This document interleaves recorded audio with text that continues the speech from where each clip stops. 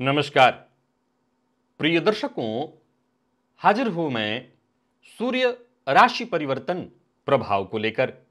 14 जनवरी 2025 प्रातः 9:57 पर भुवन भास्कर अपनी वर्तमान अग्नितत्वीय राशि धनुराशि को छोड़कर मकर राशि में प्रवेश करने जा रहे हैं, जहां की वो 12 फरवरी 2025 की रात्रि 10 बजे तक रहेंगे और इसके पश्चात कुंभ राशि में प्रवेश कर जाएंगे।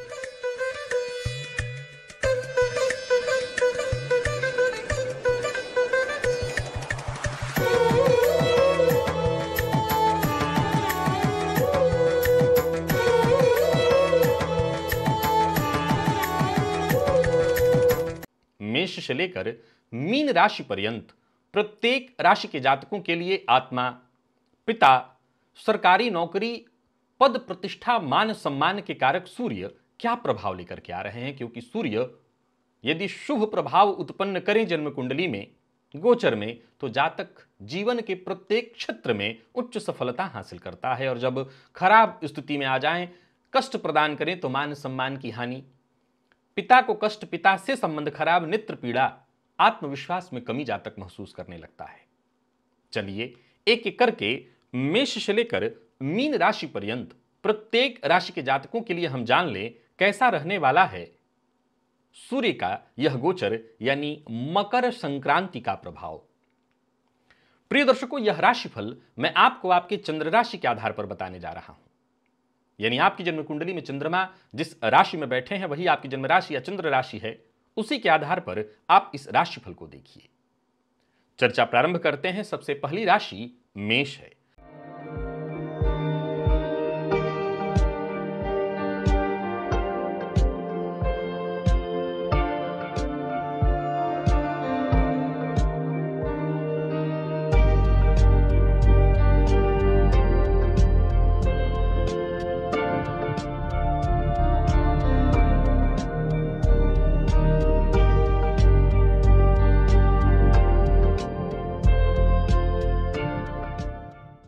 मेष राशि के जातकों के लिए सूर्य का यह गोचर आपकी राशि से दशम में होने जा रहा है। देखा जाए तो सूर्य दशम में दिग्बली होते हैं। मकर की यह संक्रांति, जहां की यह सूर्य देवगुरु बृहस्पति की 9वीं दृष्टि से दृष्ट होंगे। निसंदेह यह गोचर आपके लिए श्रेष्ठ होगा, आपकी जिम्मेदारियों को बढ़ाएगा, परंतु आपकी जो जिम्मेदारियां हैं वह आपको सफलता की ओर लेकर के जाएंगी। नौकरी में प्रमोशन के योग बनेंगे। सरकारी नौकरी कर रहे हैं, प्रशासनिक क्षेत्र से जुड़े हुए हैं तो विशेष लाभ होने वाला है। व्यापारियों के लिए भी यह समय बड़ा उचित होगा। नए अनुबंध और निवेश के अवसर आपको प्राप्त होंगे। जहां धन वृद्धि के योग हैं, वहीं रुका हुआ पैसा वापस मिलने का भी संयोग बनेगा। प्रॉपर्टी में निवेश के लिए यह समय बड़ा ही श्रेष्ठ है, तो वहीं व्यापार से आपको बेहतर लाभ होने वाला है। वैवाहिक जीवन में भी सामंजस्य की स्थिति और रिश्तों में मजबूती, विशेषकर पिता के साथ संबंध में मजबूती आने की संभावना। पिता के स्वास्थ्य का जरूर आपको ख्याल रखना होगा। प्रेम संबंध में भी सुधार की स्थिति दिखाई पड़ रही है और प्रेम संबंध को वैवाहिक संबंध में तब्दील करना चाहते हैं, तो अपने पेरेंट्स से बातचीत करना चाहें तो इसके लिए भी यह समय बहुत अच्छा है। शारीरिक ऊर्जा अपने श्रेष्ठतम स्थिति में होगी। आपको बस किसी तरह का तनाव नहीं लेना है। बाकी जो भी काम आप लेंगे उससे समय रहते पूर्ण करेंगे। हाँ, इसके चलते थोड़ा थकान आपको अवश्य होने वाला है। मैनेजमेंट के लिए, मैनेजमेंट फील्ड के विद्यार्थियों के लिए यह समय बहुत अच्छा है। और अगर आप कोई व्यवसायिक यात्रा कर रहे हैं तो यह यात्रा आपके लिए विशेष लाभप्रद सिद्ध होगी। विदेश यात्रा से भी विशेष लाभ और विदेश यात्रा के योग भी बन रहे हैं। कुल मिलाकर के यह गोचर मेष राशि के जातकों के लिए बहुत बढ़िया है। मेहनत यूं समझ लीजिए कि आपके काम आने वाली है। बस आप अपने लक्ष्य पर ध्यान दीजिए और भुवन भास्कर को अर्घ्य प्रदान करते रहिए। पिता का सम्मान करिए। रविवार के दिन विशेष रूप से हो सके तो लाल रंग का वस्त्र या लाल रंग का रुमाल अपने पास रख लीजिए। लाल रंग का वस्त्र भी आप पहन लीजिए, आपको बहुत लाभ होगा। वृषभ के जातकों के लिए सूर्य का यह गोचर आपकी राशि से नवम में होने जा रहा है, भाग्य भाव में। हालांकि ये स्वास्थ्य खराब करता है पिता का, लेकिन फिर भी भाग्य भाव का सूर्य अत्यंत श्रेष्ठ और कारक माना गया है, जो कि नौकरी में प्रमोशन की स्थिति को उत्पन्न कराते हैं। अब देखा जाए तो चतुर्थपति बने सूर्य आपके नवम में गोचर करेंगे, फलतः ये कई तरह से आपको फायदा देंगे। व्यापारी हैं तो व्यापार में लाभकारी डील होंगे, व्यापार के विस्तार का अवसर होगा, निवेश आपके लिए लाभप्रद होगा और संपत्ति के वृद्धि के भी योग बन रहे हैं। किसी पुराने ऋण से जूझ रहे थे उससे मुक्ति का मार्ग खुलेगा, क्योंकि नए धनागमन के स्रोत बनने वाले हैं। प्रेम संबंध में मजबूती और विवाह का प्रस्ताव भी आता दिखाई पड़ रहा है। दांपत्य जीवन में तालमेल बनेगा और बढ़ेगा, खुशियां बढ़ेंगी, दांपत्य जीवन सुखमय होगा। शारीरिक ऊर्जा का विकास और मानसिक ऊर्जा का भी विकास होने वाला है। इस गोचर काल के दौरान अगर ध्यान और प्राणायाम का आप सहारा लें तो यह गोचर और बढ़िया होगा आपके लिए। विदेश की यात्राएं, धार्मिक यात्राएं, तीर्थ यात्राएं सपरिवार करें तो और अच्छा, आपके भाग्य की वृद्धि के लिए होगी। सो आप अगर हो सके तो तीर्थ यात्रा अवश्य करिए। यात्रा आपके लिए लाभप्रद सिद्ध होने वाली है। यात्रा से आपके भाग्य में वृद्धि होगी। बस यूं समझ लीजिए, भाग्य आपका दरवाजा खटखटा रहा है, इसे खोलने के लिए आपको आगे बढ़ना होगा। मां लक्ष्मी की विशेष आराधना करते रहिए और साथ ही साथ भुवन भास्कर की आराधना करते रहिए। यह गोचर आपके लिए बेहद श्रेष्ठ है। मिथुन के जातकों के लिए सूर्य का यह गोचर आपकी राशि से अष्टम में होने जा रहा है। अब देखा जाए तो सूर्य आपके लिए तीसरे के स्वामी बनकर के अष्टम में गोचर करेंगे। इस भाव से अचानक बदलाव की स्थिति उत्पन्न होती है, फलतः नौकरी में ट्रांसफर की स्थिति उत्पन्न होगी। शोध और अनुसंधान के फील्ड से जुड़े लोगों के लिए यह समय बहुत बढ़िया होगा। धन लेन देन के मामले में आपको बहुत सावधानी रखनी होगी और कोई निवेश कर रहे हैं तो बहुत सोच समझ करके निवेश करना होगा। किसी भी तरह के जोखिम से आपको बचना है और सबसे जरूरी बात जिसका कि आपको ख्याल रखना है वो है रिश्तों में गलतफहमी, दूरियां बढ़ेंगी, ससुराल पक्ष से मतभेद हो सकता है, कुटुंब के मध्य भी परेशानी आएगी। सो संवाद में स्पष्टता रखिए, जो बोलिए तोल कर बोलिए। छोटी मोटी बीमारियां परेशान कर सकती हैं, स्वास्थ्य को लेकर के चिंता दिखाई पड़ रही है, चोट चपेट की घटना भी घटित हो सकती है और पुराने रोग से भी आप और ज्यादा जूझ सकते हैं, यानी पुराना रोग परेशान कर सकता है। यात्रा सावधानी के साथ करिए, सतर्क रह करके करिए, आवश्यक हो तभी करिए। और इस गोचर काल के दौरान तीर्थ यात्रा इत्यादि भी आपके लिए कोई बहुत श्रेष्ठ नहीं होने वाली है, तो सावधानी बरतिएगा, धैर्य रखिएगा। यह समय परेशानियों में डालने के लिए है। उपाय, हनुमान जी की आराधना करते रहिए। साथ ही साथ तांबे के पात्र में जल लेकर के भुवन भास्कर को अर्घ्य देते रहिए, ताकि इस गोचर से आपको कोई नुकसान न हो, केवल और केवल फायदा हो। कर्क के जातकों के लिए सूर्य का यह गोचर आपकी राशि से सप्तम में होने जा रहा है। सप्तम भाव साझेदारी का है, तो साझेदारी में यदि आप काम करते हैं तो वहां तो सफलता मिलेगी। व्यापार में उन्नति, नए अनुबंध बनेंगे। किसी नए अनुबंध के कागजात पर हस्ताक्षर करने के लिए भी यह समय शुभ होगा। व्यवसायियों को व्यवसाय में लाभ होगा, निवेश से आपको विशेष लाभ होगा और पार्टनरशिप में मजबूती आएगी। परंतु वैवाहिक जीवन के लिए यह गोचर बहुत शुभ नहीं कहा जा सकता। वैसे तो गुरु की दृष्टि के कारण दांपत्य में कोई विशेष ऐसी परेशानियां जैसे विच्छेद की स्थिति उत्पन्न नहीं होगी, परंतु हां, कलह और मतभेद की स्थिति तो उत्पन्न होने ही वाली है। सूर्य की दृष्टि आपके व्यक्तित्व पर होने के चलते वाणी में, आपके स्वभाव में अहंकार की स्थिति उत्पन्न होगी। आपको अपने अहंकार पर जरा अंकुश लगा करके रखना है। विवाह के यदि योग्य हैं तो इससे संबंधित ऑफर आ सकता है, प्रपोजल आ सकता है, उस पर विचार होगा। वैवाहिक जीवन में बस आपको सामंजस्य बनाए रखना है। बाकी प्रेम संबंध में थोड़ा तनाव रहेगा, मानसिक तनाव आप महसूस करेंगे, आराम की आपको आवश्यकता होगी, क्योंकि थकान आप महसूस करेंगे। जब इंसान भीतर से थकता है तो वही थकान उसको महसूस होती है, तो वो थकान आपको महसूस होगा। कमर दर्द जैसी समस्याएं हो सकती हैं। विद्यार्थियों के लिए यह गोचर अच्छा है। जो व्यवसायिक यात्राएं हैं वो आप करिए। व्यवसायिक यात्राओं के लिए यह समय बहुत अच्छा होगा। परिवार के साथ छोटी मोटी यात्रा कर सकते हैं, वो भी आपके लिए अच्छा होगा। बस इतना ध्यान रखिएगा, संबंधों में विश्वास की नींव रखनी बेहद आवश्यक है। अगर वो आप कर लेते हैं तो सफलता निश्चित है। दूध और चावल का दान आपके लिए लाभप्रद होगा। भुवन भास्कर की आराधना, पिता का सम्मान और पिता की कही बात को मानना आपके लिए बेहद श्रेष्ठ होगा। सिंह के जातकों के लिए सूर्य का यह गोचर आपकी राशि से षष्ठ में है।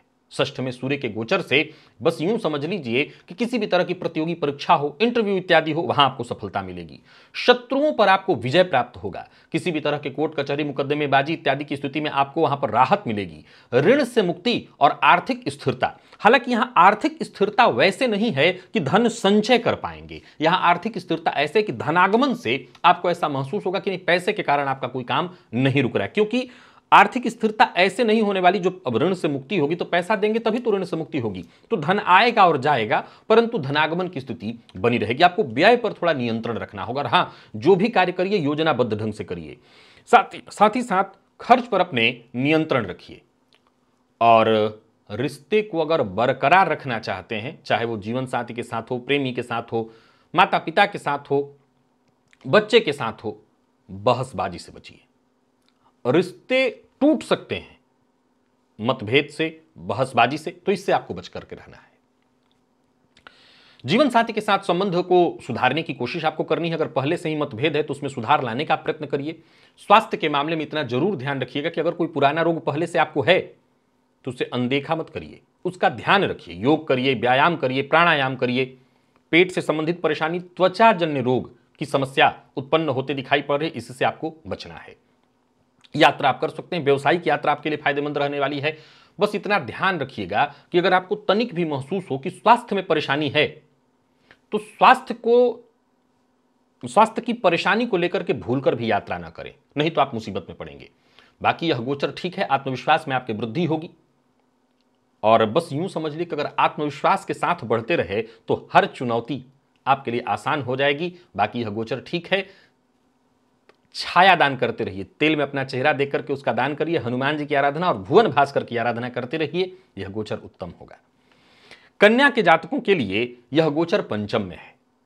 पंचम भाव शिक्षा का है, लेखन का है, रचनात्मकता का है, तो विद्यार्थियों के लिए यहां सफलता की स्थिति है। नौकरी कर रहे हैं तो प्रमोशन की, नई योजनाओं पर काम कर रहे हैं तो आपकी योजनाएं सफल होंगी। निवेश से जुड़े कार्य से लाभ, शेयर बाजार इत्यादि में निवेश करके आप धन लाभ प्राप्त कर सकते हैं, पर संतान के लिए ठीक नहीं होगा। विशेषकर मैं कहा करता हूं, यह ज्योतिष शास्त्र कहता है कि पंचमस्त सूर्य गर्भवती महिलाओं को परेशानी में डाल देते हैं। तो यदि आप गर्भावस्था में हैं तो आपको बहुत सचेत रहना होगा। गर्भावस्था प्रारंभिक दौर की है और अंतिम दौर की, दोनों को लेकर के बहुत सचेत रहिए। बाकी योजनाबद्ध ढंग से काम करिए, कहीं कोई दिक्कत नहीं। प्रेम संबंध में थोड़ी परेशानी, अहंकार के कारण विवाद और मनमुटाव, अलगाव की स्थिति आएगी। बाकी अगर बच्चे आपके बड़े हैं तो उनके लिए कोई चिंता नहीं है, संतान से फिर सुख आपको मिलेगा। मानसिक तनाव थोड़ा सा रहेगा, तो मानसिक तनाव को दूर करने के लिए अपनी आंखों को बंद करिए और ध्यान करिए, क्योंकि आंखों से संबंधित भी थोड़ी परेशानी और पेट से संबंधित परेशानी की संभावना रहने वाली। खान पान बहुत नियंत्रित होना चाहिए। संतान के भविष्य को लेकर के कोई चिंता है तो वो चिंता दूर करिए। संतान का कहीं बढ़िया अच्छी जगह पर एडमिशन इत्यादि कराना चाहते हैं, कोई अच्छा आपने हॉस्टल वगैरह देख रखा है, गुरुकुल देख रखा है, तो ऐसे जगह पर जाकर के, ऐसे जगह के लिए यात्रा करना, यात्रा का अर्थ है वहां जाकर के देखना, पता करना, आपके लिए, आपके बच्चे के लिए बेहद लाभकारी सिद्ध होगा। तीर्थ यात्रा आपके लिए बहुत बढ़िया होने वाला है। कुल मिलाकर के देखें तो यह समय आपकी रचनात्मकता का है, विद्यार्थियों के लिए बढ़िया है। शिक्षा को यूं समझ लीजिए कि आप शिक्षा में नई ऊंचाई प्राप्त कर लेंगे, अपनी क्षमता का भरपूर उपयोग कर लेंगे। गणेश जी की आराधना करिए, बुधवार के दिन गणेश जी के मंदिर में जाकर के उनका दर्शन करिए और भुवन भास्कर की आराधना करते रहिए। यह गोचर उत्तम है आपके लिए। तुला के जातकों के लिए यह गोचर आपकी राशि से चतुर्थ में है। चतुर्थ भाव संपत्ति और प्रॉपर्टी में निवेश के लिए वैसे तो यह समय शुभ है। सरकारी कार्यों से, सरकारी प्रोजेक्ट से आपको सफलता मिल सकती है। सरकारी नौकरी से जुड़े हुए हैं तो यह सफलता के लिए होगा। व्यापारी हैं तो व्यापार में स्थिरता और व्यापार के विस्तार के लिए बहुत बढ़िया होगा यह समय। धनागमन, धन संचय और घर गृहस्थी से जुड़ी कोई परेशानी थी वो परेशानी दूर होगी। हालांकि खर्च में वृद्धि के योग हैं। अब यहां पर समझ लीजिए कि चौथे में, जब भी चतुर्थ में कोई भी पापक ग्रह गोचर करता है तो उसे कहता है ज्योतिष शास्त्र की यह गोचर ठीक नहीं माना जाएगा, क्योंकि यह गृह कलह की स्थिति को उत्पन्न कराता है, घर में तनाव की स्थिति उत्पन्न कराता है, माता के स्वास्थ्य को कमजोर करेगा, घर में व्यर्थ की परेशानियां उत्पन्न कराएगा। तो हाँ, यहां पर थोड़ी परेशानी होगी। हालांकि आप घर खरीदने की सोच रहे हैं, घर के रेनोवेशन के बारे में सोच रहे हैं, जरूर करिए। परिवार में बस खुशहाली रहे इसके लिए आपसे जो बन पड़े वो करिए, परंतु याद रखिएगा अनबन, मतभेद की स्थिति उत्पन्न होगी, इससे आपको बचा करके चलना है। जीवन साथी का सहयोग मिलेगा। तो वहीं पेट से संबंधित परेशानी और सीने में से संबंधित परेशानी, जैसे सीने में जलन, दर्द इत्यादि की शिकायत हो सकती है, तो ऐसी समस्याओं पर आपको विशेष ध्यान देना होगा, आराम करना होगा, अपनी ऊर्जा को संरक्षित करना होगा। परिवार के साथ अगर कहीं घूमने फिरने जाना चाहते हैं, यात्रा करना चाहते हैं तो यात्रा आपकी लाभप्रद होगी। हालांकि यात्रा के दौरान बहस और विवाद की स्थिति उत्पन्न होगी, लेकिन यह आपके लिए कष्टदायी नहीं है। प्रॉपर्टी या नया घर इत्यादि करना चाहते हैं, या अपने लिए कोई प्रॉपर्टी कहीं दूर आपने देख रखी है और उसके लिए यात्रा कर रहे हैं, तो समझ लीजिए आपकी यात्रा सफल होने वाली, कोई अच्छी प्रॉपर्टी आपके हाथ लगने वाली है। बस एक ही प्रयास आपको करना है कि घर के अंदर कलह न उत्पन्न हो, परिवार के सदस्यों को आप जैसे भी हो सुख अनुभव कराइए, चावल और दूध का दान करिए और भुवन भास्कर की आराधना करते रहिए, यह गोचर ठीक होगा। वृश्चिक के जातकों के लिए यह गोचर आपकी राशि से तीसरे में होने जा रहा है और बस समझ लीजिए कि आपके साहस, आपके मेहनत के दम पर आप करियर में नई ऊंचाइयों को छुएंगे। मीडिया के फील्ड से जुड़े हुए हैं, मार्केटिंग के फील्ड से जुड़े हुए हैं, लेखन के फील्ड से जुड़े हुए हैं, सफलता आपको मिलने वाली है। प्रतिस्पर्धा बढ़ेगी, परंतु इस प्रतिस्पर्धा से भी आपको नए अवसर मिलेंगे। निवेश आपके लिए बेहद फायदेमंद। भाई बहनों से सहयोग, आर्थिक स्थिति आपकी मजबूत। प्रेम संबंध के मामले में भी बहुत अच्छी स्थिति। वैवाहिक जीवन में भी सब कुछ बढ़िया दिखाई पड़ रहा है। रिश्तों में मजबूती आते दिखाई पड़ रही। किसी भी के साथ कोई पुराना मतभेद, कोई पुरानी परेशानी, उलझन थी, समझ लीजिए वो सब सुलझने वाली है। आपके शारीरिक ऊर्जा में जबरदस्त वृद्धि होते दिखाई पड़ रही है। मानसिक तनाव से आप मुक्त होंगे। छोटी मोटी यात्राएं आपके लिए लाभप्रद होंगी। यात्रा आपके लिए लाभप्रद होगी। आप अपने काम से संबंधित अगर कोई यात्रा कर रहे हैं तो बस यूं समझ लीजिए कि यात्रा आपको विशेष लाभ देने वाली है। आपके पराक्रम में वृद्धि, और बस यूं समझ लीजिए कि आपकी मेहनत से यह वर्ष, आप यह महीना, ये संक्रांति आपको सफलता के शिखर तक ले जाएगी। हनुमान जी की आराधना करते रहिएगा और साथ ही साथ शनि की चूंकि राशि से पंचम स्थिति भी आने वाली है, तो हनुमान जी की आराधना करते रहिए और भुवन भास्कर की आराधना करते रहिए। यह गोचर श्रेष्ठ है आपके लिए। धनु के जातकों के लिए यह गोचर आपकी राशि से दूसरे में होने जा रहा है। भाग्यपति का जाकर के आपकी राशि से दूसरे में होना जीवन में स्थायित्व लाता है, नौकरी में स्थायित्व लाता है, आय में वृद्धि और आय धनागमन और धन संचयन दोनों कराता है। व्यापारी हैं तो व्यापार में सफलता, नई योजनाओं का क्रियान्वयन, वाणी से लाभ, परंतु वाणी में अहंकार साफ साफ दिखाई पड़ेगा। तो बोलिए, पर ऐसा मत बोलिए जिससे लोग आपके शत्रु बन जाएं। कोई बड़ी डील करने वाले हैं तो कर सकते हैं, परंतु हाँ, वहां भी बड़बोलेपन से बचना होगा। कड़वी वाणी का प्रयोग ना करें। धनागमन और धन संचयन दोनों दिखाई पड़ता है। निवेश के लिए यह समय उत्तम है। पारिवारिक संपत्ति से जुड़ा कोई मसला है जिसको आप सुलझाना चाहते हैं, कोई विवाद है जिसमें आप उलझे हुए हैं, उसे सुलझाना चाहते हैं, यह समय बहुत अच्छा है। परिवार में खुशियां आएंगी। बस इतना ध्यान रखना है कि आपको मेलजोल बढ़ा करके चलना है, रिश्ते में सामंजस्य बनाना है। आपकी वाणी के कारण रिश्ता न खराब हो जाए, इसका आपको ख्याल रखना है। गले से जुड़ी, मुंह से जुड़ी समस्याएं उत्पन्न हो सकती हैं, तो इनका आपको ख्याल रखना है। खानपान नियंत्रित रखना है। जितना खानपान आपका नियंत्रित होगा उतना यह समय अच्छा होगा। परिवार के साथ कहीं कोई यात्रा करने की सोच रहे हैं तो कर सकते हैं, यात्रा सुखद होने वाली है। व्यापारियों की बात करूं तो व्यापारिक दृष्टिकोण से भी यह समय अच्छा है। व्यापार में आपको लाभ होगा। कुल मिलाकर के बस एक ही बात आपके लिए निकल करके आ रहा है, वो है वाणी और आपका व्यवहार। ये अगर सब कुछ ठीक रहा तो यह गोचर बहुत अच्छा होगा, आपको सफलता अवश्य मिलेगी।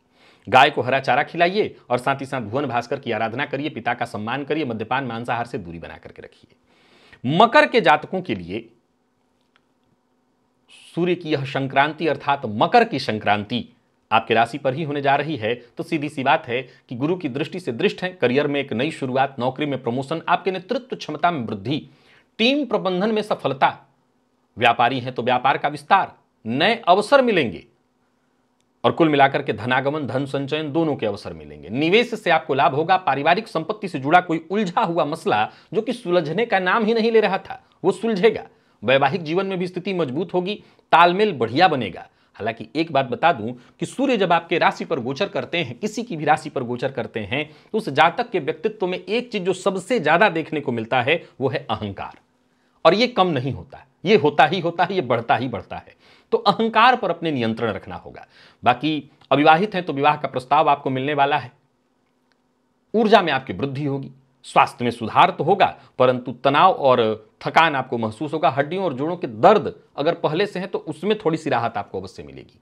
कार्य को लेकर के अपने कार्य क्षेत्र से संबंधित कोई यात्रा करना चाहते हैं तो करिए। तीर्थ यात्रा आपके लिए लाभप्रद रहने वाली है। बस यूं समझ लीजिए कि मेहनत और आप अपने आत्मविश्वास के दम पर इस संक्रांति के दौरान अपने आप को शिखर तक लेकर के जा सकते हैं। बस यूं समझ लीजिए कि आपको आगे बढ़ते चले जाना है और भाग्य आपका साथ देगा। भाग्य चमकने वाला है। भुवन भास्कर को तांबे के लोटे में जल ले लीजिए और उसी से भुवन भास्कर को अर्घ्य प्रदान करिए। विशेष करके रविवार, वैसे तो रोज करिए, यह गोचर अच्छा होगा।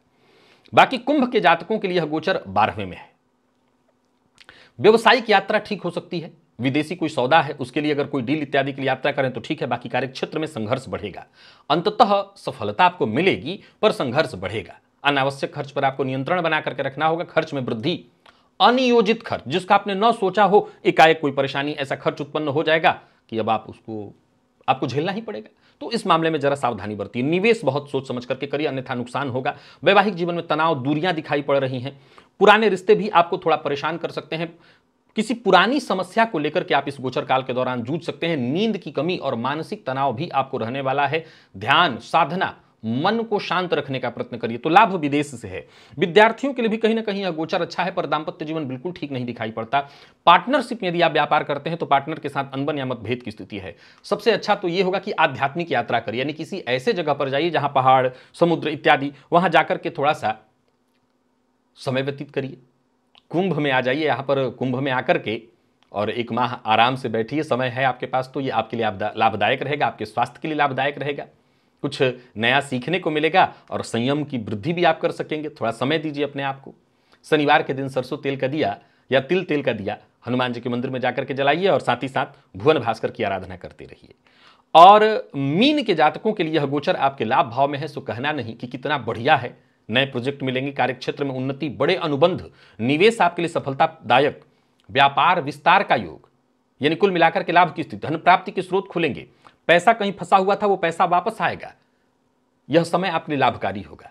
रिश्तों में स्थिरता आएगी, परंतु प्रेम संबंध में विवाद की स्थिति उत्पन्न होगा। दांपत्य जीवन सुखमय, सूर्य आपके लिए षष्ठेश होकर के लाभ में गोचर करेंगे, जो कि बढ़िया है। ऊर्जा और उत्साह में आपकी वृद्धि, वाहन सावधानी के साथ चलाना है। आहार, व्यवहार, विहार और दिनचर्या, इन सबको जरा संभाल करके चलना है। मित्रों का साथ मिलेगा, परिवार के साथ कहीं घूमने फिरने जाना चाहते हो तो जा सकते हैं। कोई लाभकारी यात्रा हो सकती है, विदेश गमन की सोच रहे हैं, ऐसा सपना है कई दिनों से, तो वो पूरा होने वाला है। बस यूं समझ लीजिए कि संक्रांति में आपके सपने सच होने वाले हैं। ऐसे बड़े अवसर आपको मिलेंगे जिसका कि आपको इंतजार था। विष्णु सहस्त्रनाम का पाठ करते रहिए और भुवन भास्कर की आराधना आपके लिए बेहद आवश्यक है। तो कुल मिलाकर के देखें तो यह गोचर आपके लिए अच्छा होगा। प्रिय दर्शकों, यह गोचर मेष, वृषभ, कन्या, मकर और मीन, इन राशियों के लिए सफलता, धन, करियर और उन्नति, हर क्षेत्र में लाभ प्रदान करने वाली। तो वहीं मिथुन, सिंह, कुंभ, इन 3 राशि के जातकों को थोड़ी परेशानी, तनाव और स्वास्थ्य से संबंधित परेशानियां देने वाली हैं। तो आपको सावधानी बरतनी होगी। भुवन भास्कर की आराधना करते रहिएगा, सुरक्षित रह जाइएगा। तो यह था मेष से लेकर के मीन राशि पर्यंत प्रत्येक राशि के जातकों के लिए सूर्य राशि परिवर्तन का प्रभाव। आज के लिए बस इतना ही, इजाजत दीजिए, पुनः मुलाकात होगी। तब तक के लिए नमस्कार।